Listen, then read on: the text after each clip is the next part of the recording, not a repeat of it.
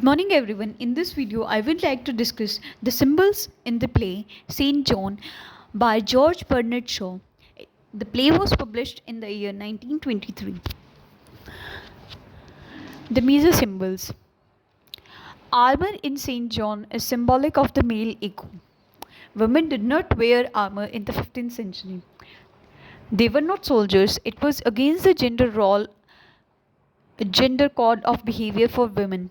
In the 15th century Europe, women maintained the homes. They cared for the children, prepared food, and tended livestock. It was only men who engaged in battles. When Joan commands Robert de Baudricourt to supply her with armor and horses, he is outraged. He is angered not only by the nature of the request but also by her manner of commanding her. He is offended by her disrespect for the conventions of her gender. He claims that he takes no order except from those of the king.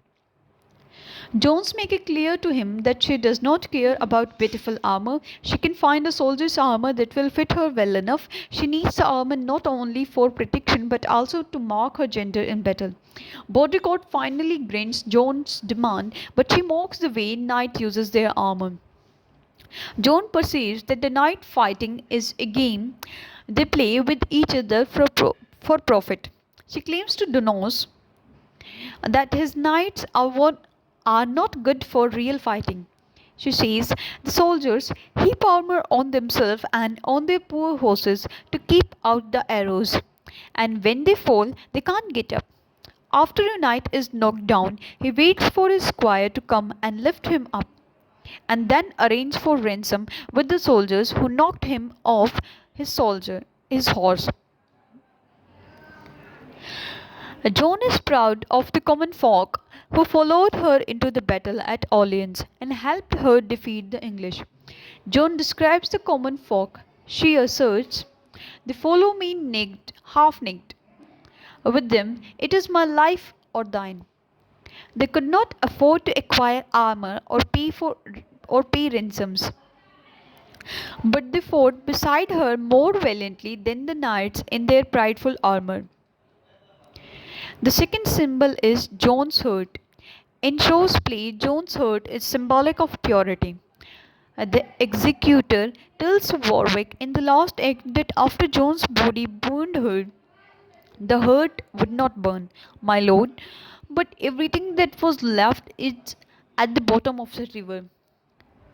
It is physiologically possible for the human heart to survive unburned while the rest of the body is burned.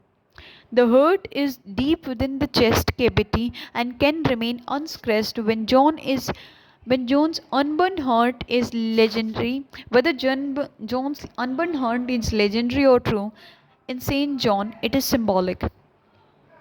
Joan led a pure life. She was not tempted by greed, self interest, or corruption. She was not influenced by others to abandon her conscience or her belief. When she decided that she would confess to being a heretic, she did not save herself from the fire, but she reversed her decision. After the court told her that she would spend the rest of her life in jail, Joan chose to burn at the stake. She demonstrated her integrity with this decision because it is the beauty of the natural world and an opportunity to be courageous that she can't live without. She protests to the god, "But to shut me from the light of the sky and the sight of the fields and flower, to chain my feet so that I can never again ride with the soldiers, all that is worse than the furnace in the Bible." For these reasons, John chose to die. In the spiritual context, the heart is the center of human being. It is the core of the human body, and the Latin word for heart is core. The heart is traditionally the heart is traditionally thought by spiritual people to be the center of moral actions. It is considered to be associated with love because authentic love comes from the core of human being. In a spiritual context, those who are pure in heart will see God face to face.